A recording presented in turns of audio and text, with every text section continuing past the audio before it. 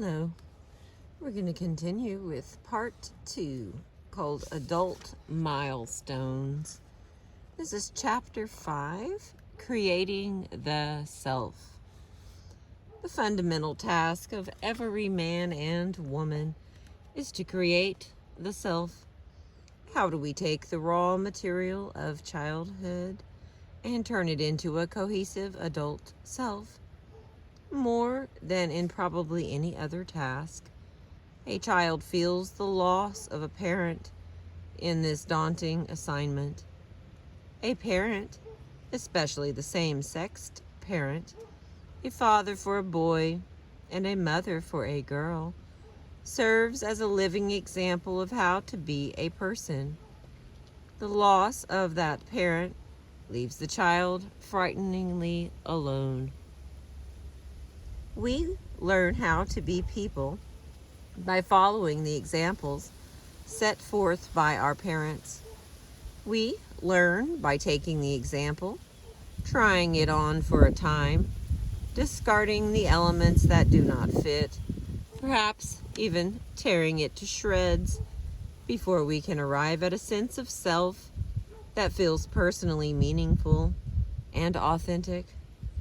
As one man, orphaned in infancy, said, "My father would have been a model, a guide, at the very least someone I could rebel against."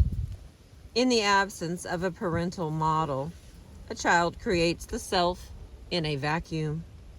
There are few guidelines, and equally important, there is no wall, no outer limit that says to the child, "You can go this far and no further."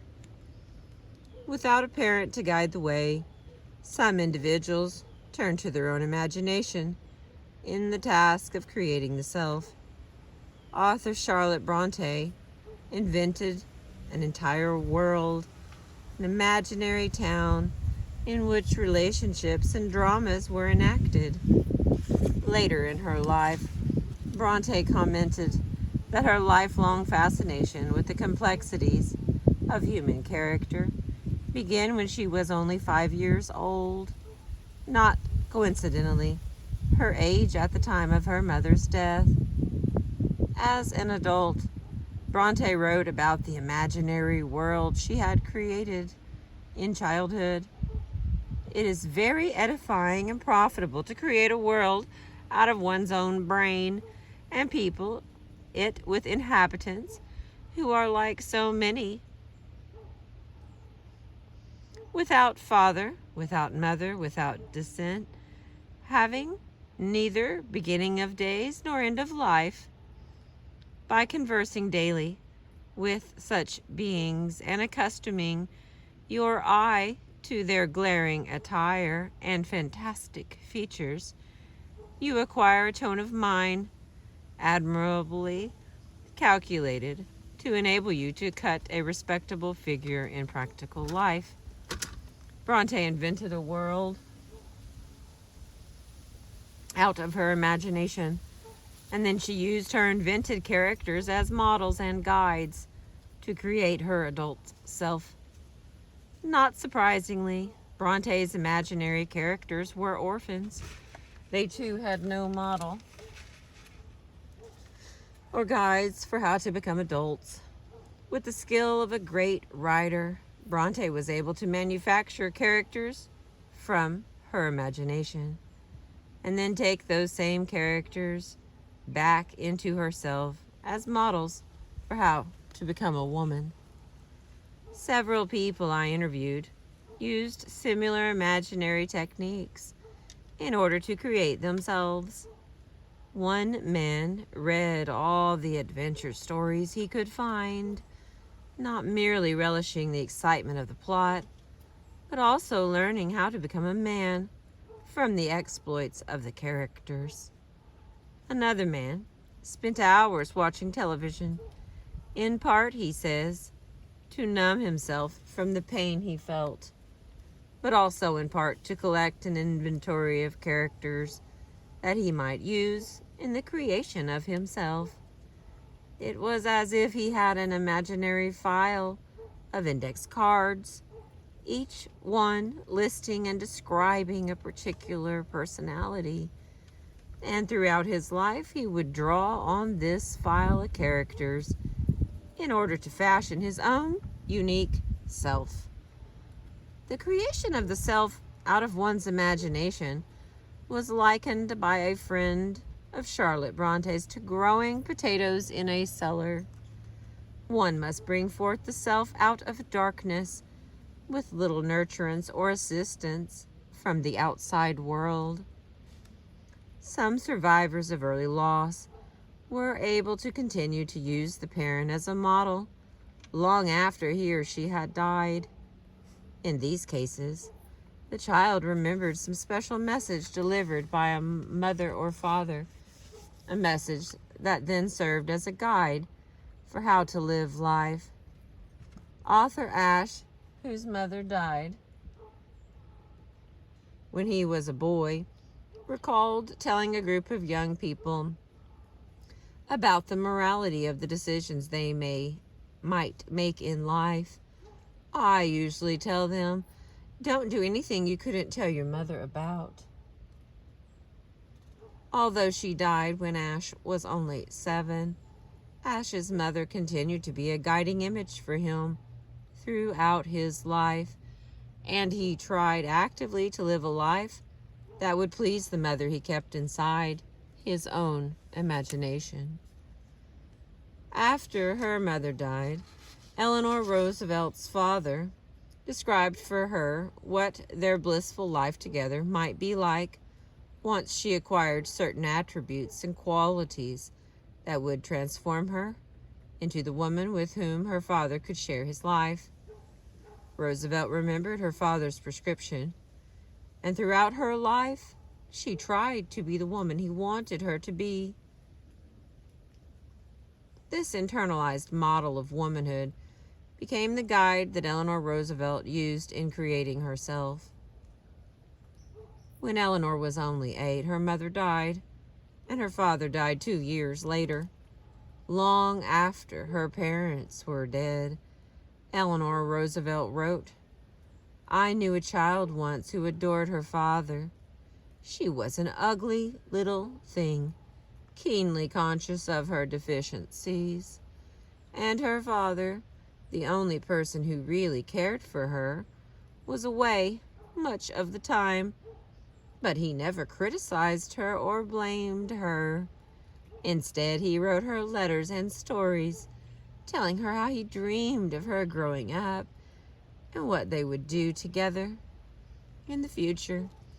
But she must be truthful, loyal, brave, well-educated, or the woman he dreamed of would not be there when the wonderful day came for them to fare forth together.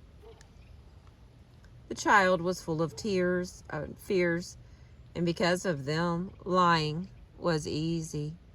She had no intellectual stimulus at that time, and yet she made herself, as the years went on, into a fairly good copy of the picture he had painted.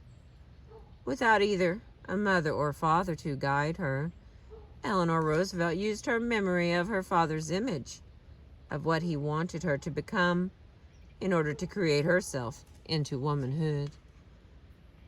One man recalls being haunted for years by what were reputed to be the dying words of his father. Tell Brian to take care of his little brother. Brian was only 3 years old when his father died.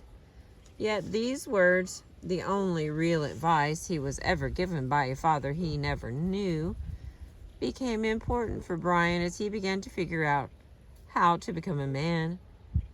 He took these parting words to mean that he must be both successful and responsible. And in fact, achievement and responsibility became the building blocks of Brian's adult self. In the absence of any real memories of a lost parent, guess we're having a goal disagreement. Sorry about that.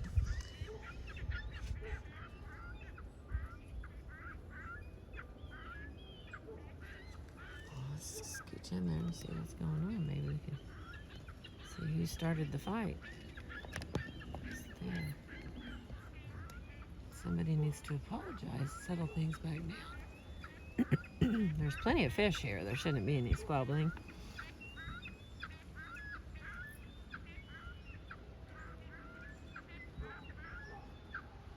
Someone has been sorely offended. I mean, they're bouncing their heads around. It's a good old-fashioned Oklahoma fight. If you could see how many fish were here, this is completely unnecessary. There's so many bait fish. It's just sparkling like there's glitter on the water. I'm not even sure those are... I don't know how often we get it. Look at them. Look, they're silly. What is going on?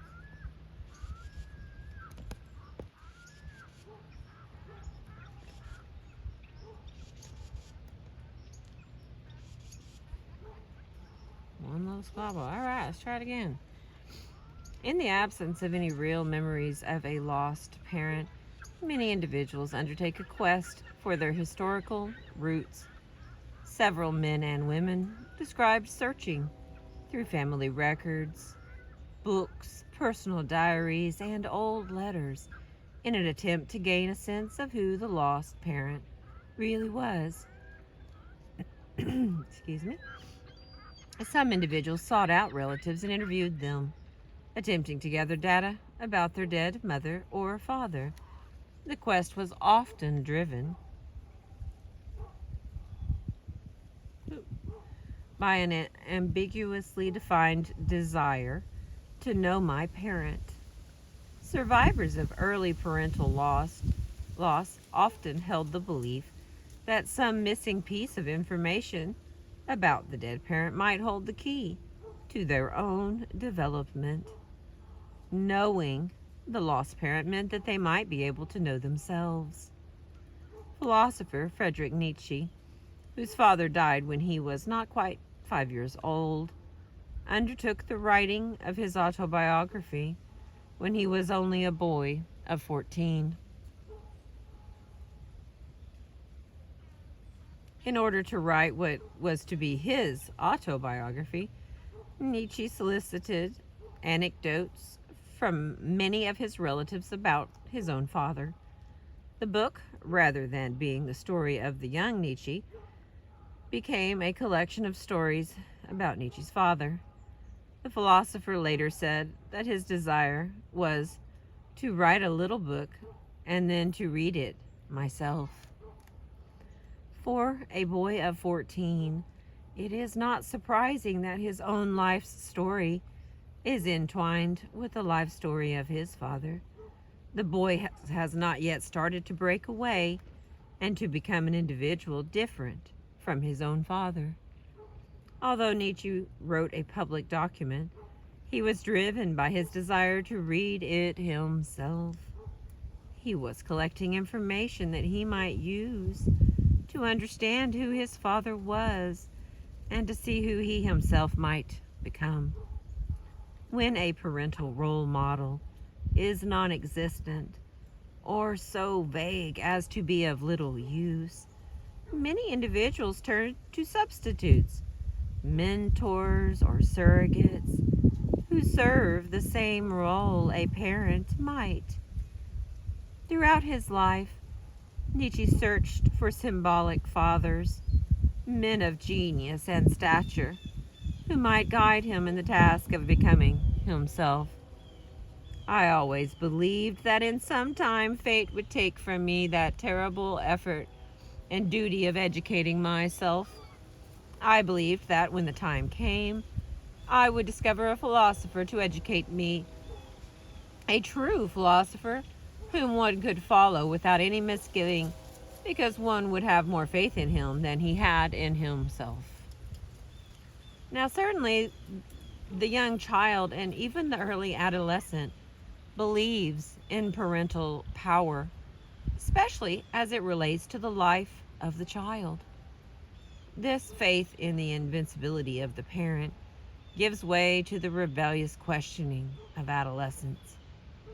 Nietzsche's relationship to his mentors The philosopher Schopenhauer and the composer Richard Wagner illustrates the child's ultimate struggle against an idealized and loved parent. At first, the parent seems perfect, unable to do any wrong, a perfect model of how to be a person. Then, the idealization crumbles and the child rejects the parent's model. The child must find his or her own way to live a life that is personal and authentic. Eventually, the child is able to return to the parent, not as an ideal, but as an example. One example among many of how to become a man or a woman. One man talked about finding older men, usually 10 or 15 years older than he, and watching them, not because he wanted to become them, but because he wanted some glimpse into the future, some sense of what might lie ahead, given that he had been robbed of the example of his father when he was a young boy. He did not view these older men as ideals he himself needed to emulate. Rather, they were living examples of how a man might live his life. When he was a philosophy student, Nietzsche would spend hours during lectures watching the way his professors taught. He was as interested in how they did it as he was in what they had to say. The child certainly needs practical and concrete information from a parent, but perhaps more important than knowing how to change a tire or how to bake bread, a child needs to know how to be a person in the world. And it is this process of becoming more fully human that Nietzsche sought in the examples of his professors. Nietzsche suggests the complicated symbiotic relationship between a parent and a child in his birthday tribute to Wagner. It is an incomparable good fortune for one who has been feeling and stumbling along on dark and foreign paths to be led gradually into the light, as you have done with me. I cannot therefore honor you in any way other than as a father, so I celebrate your birthday as a celebration of my own birth. Nietzsche was well aware of the intimate and essential relationship between a father and son, a relationship of which he was deprived, and which he sought throughout his life in substitute relationships with mentors and teachers. During the task of creating the self, the task of creating the self is a daunting one. Adolescence and early adulthood are characterized by crises of identity, struggles in which young men and women try to find a balance between incorporating parental goals and values and creating a self that is uniquely their own. When there is a living parent, a child must balance the desire to please the parent with the need to be his or herself. Pleasing a parent too much can mean becoming a carbon copy of the parent's image of who the child should be. To displease a parent too much, on the other hand, might risk the affection and approval that even a grown child still seeks. The desire to maintain a relationship with the parent serves as a counterbalance to the need to break free of existing guidelines and demands. Children with living parents may sometimes feel limited in just how far they can stray from the path marked out by the mother or father. Biographers have suggested that Charlotte Bronte was free to create the rebellious and free-spirited character of Jane Eyre, in part because both Jane Eyre and Charlotte Bronte were motherless women. Only a woman who did not have a worry about displeasing her mother could create an image so individual and so outside of traditional bounds, a character that some reviewers choose to label as dangerous. If most of us rely on parental models to create the self, then what is the experience like for a motherless or fatherless child who must embark on the journey of becoming a person without a guide to lead the way?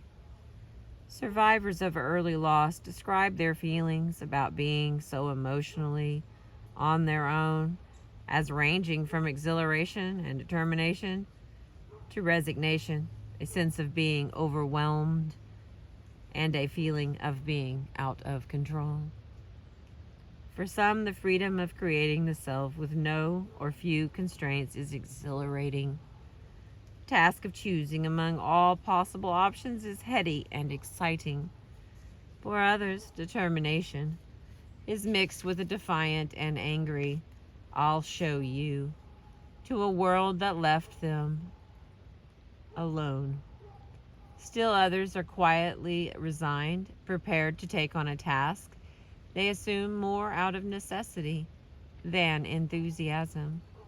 For some individuals, the task of creating the self without clear guidelines and models is overwhelming. They approach adulthood with a feeling of fear and trepidation.